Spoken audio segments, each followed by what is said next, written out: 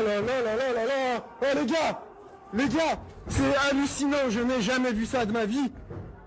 C'est une guerre civile. Voici l'autre visage des manifestations de Gilets jaunes.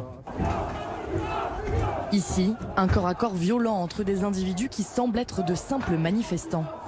Pourtant, tous sont des militants ouvertement insurrectionnels.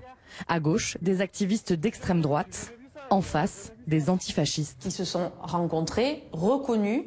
Sur l'extrême gauche, on aura typiquement une tenue vestimentaire assez classique qu'on reconnaît.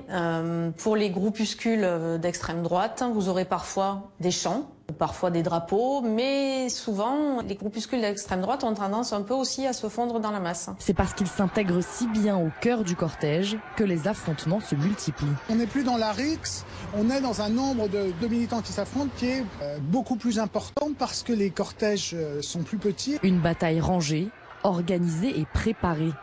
Après des semaines d'attaques de la part des groupes d'extrême droite, les antifascistes se sont cette fois-ci regroupés pour faire face à la violence des coups. Ce qui s'est passé samedi dernier, quand on regarde bien la vidéo et surtout le début de la vidéo, on voit l'extrême droite en train d'attaquer les militants antiracistes et antifascistes. Donc ils ont répondu en étant cette fois en supériorité numérique, ce qui fait qu'ils ont battu entre guillemets physiquement l'extrême droite. L'escalade d'une violence débridée entre des militants qui devraient à nouveau se faire face lors des prochains rassemblements.